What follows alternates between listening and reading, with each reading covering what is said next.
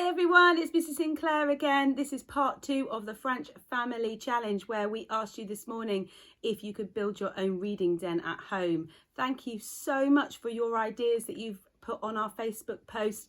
We have used lots of them in our own den, including some fairy lights, lots of cushions, some dogs because that's what Lucy likes, and even some pegs to hold up the blankets. That was a cracking idea. We even managed to include our ride-on unicorn and a lightsaber somewhere. Yep, there it is.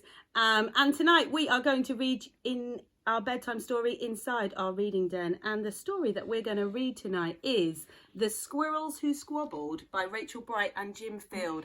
Now, for those of you who maybe have struggled to share a little bit today as the first day off school, this is the book for you and you might enjoy it.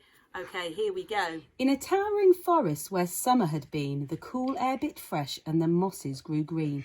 And as autumn edged in and the sky raged red, the sleepiest creatures got ready for bed. While up in a tree swung a flighty young squirrel, who everyone knew as Spontaneous Cyril. What does spontaneous mean? It means when you get up in the morning and you maybe decide to do something on the spur of the moment, like, hey, let's build a reading den, or hey, let's climb a mountain. Does that make sense? Yeah. Now, most foresty folk had seen to their needs through the plentiful months of mushrooms and seeds. They'd built up their stores so they'd all be well fed through the frosting of winter that glittered ahead. But Cyril, he lived in the now and the here. He'd adventured and partied his way through the year. So his cupboard was empty, his hollow was bare, he hadn't a mouthful of food anywhere. But wait, what was that? Over there, take a look, a single lone pine cone wedged in a nook. He squealed with delight, and for very good reason, for inside were the very last nuts of the season. But Cyril wasn't alone.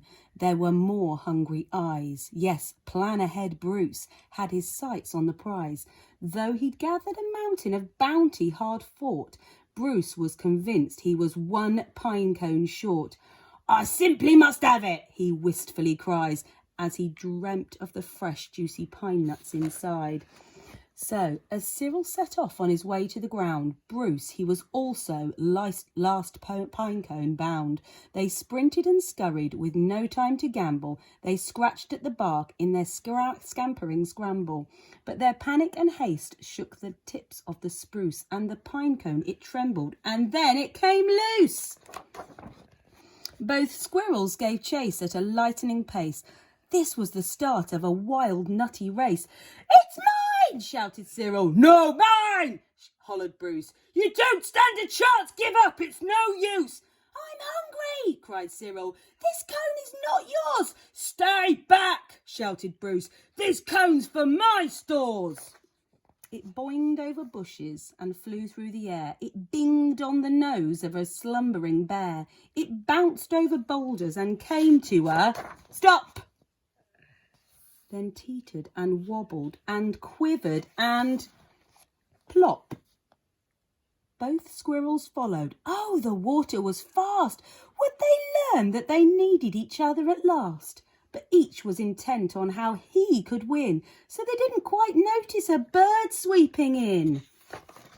Cyril and Bruce, they watched in dismay as their cone disappeared up, up and away. Come back! Shouted Cyril.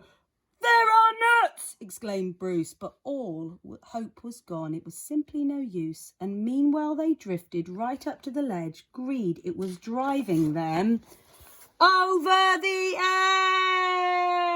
edge. Cyril and Bruce, they had taken a fall. They were paying the price for wanting it all. They'd squandered their chances to team up and share. Would their nutty young hopes simply end in despair? Bruised and bedraggled, they swept past dry land. Cyril grabbed at a branch with a trembling hand. Catching Bruce with the other, he heaved and he huffed and dragged him to safety with panting and puffs. They stared at the sky, quite lost deep in thought, until Bruce looked at Cyril and let out a snort. "How silly we are," he proclaimed all a jiggle. "How greedy I've been," spluttered Bruce with a giggle. "We shall change from today. May the squabbling cease. We should celebrate, seeing we're both in one piece." From that day forward, they made a great pair. They would gather together and found they could share. Yes, Cyril and Bruce, they knew in the end the best thing to share is a laugh with your friend. Good night, and we'll see you tomorrow. Bye.